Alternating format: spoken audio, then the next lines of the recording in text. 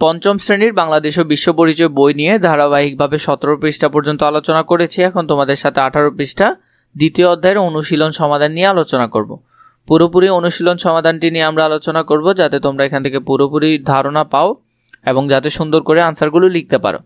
কতে বলেছে সঠিক প্রশ্নের পাশে টিক চিহ্ন দেই। একই কাজ বারবার করার প্রবণতা নিচের কোন ধরনের শিশুর বৈশিষ্ট্য? এটি সাধারণত অটিস্টিক শিশুর বৈশিষ্ট্য। 2 নম্বরে সমতাভিত্তিক শিক্ষণ পরিবেশে ছেলে মেয়ে উভয়ের মধ্যে কি তৈরি হয়?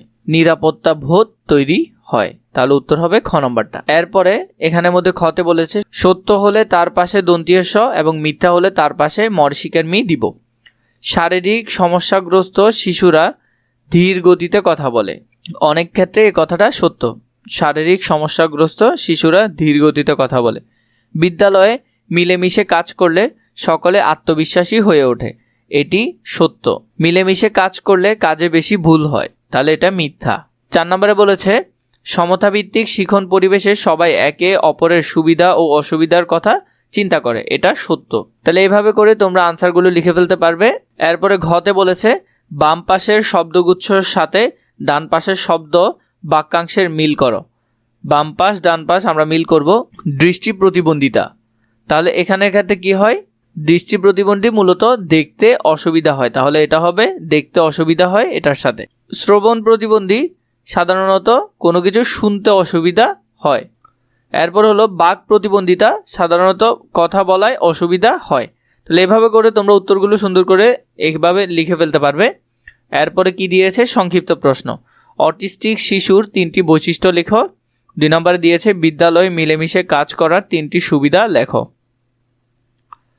তাহলে আমরা যদি এখানের মধ্যে দেখি, এখানে দিয়েছে অটিস্টিক শিশুর 3টি বৈশিষ্ট্য হলো একই কাজ বারবার করা, কম কথা বলা, একা থাকতে পছন্দ করা। এছাড়া তোমরা তোমাদের বইয়ের মধ্যে যে লাইনগুলো তোমাদেরকে পড়িয়েছি সেখান থেকে তোমরা আরও লাইনগুলো দিতে পারো।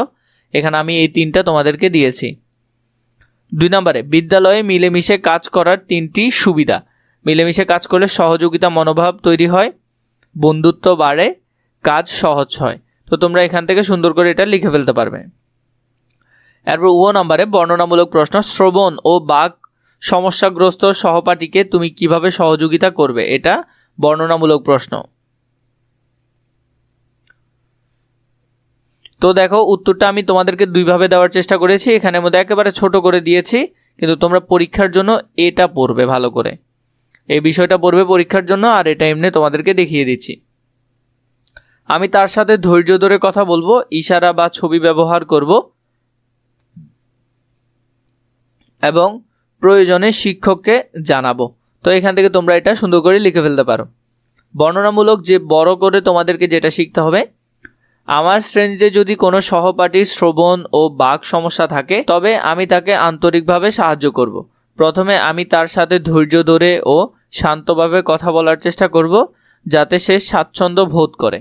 কথা বলার সময় আমি স্পষ্টভাবে উচ্চারণ করব এবং প্রয়োজন হলে ইশারা, হাতের ভঙ্গি কিংবা ছবি ব্যবহার করে বিষয়টি বোঝাতে সাহায্য করব।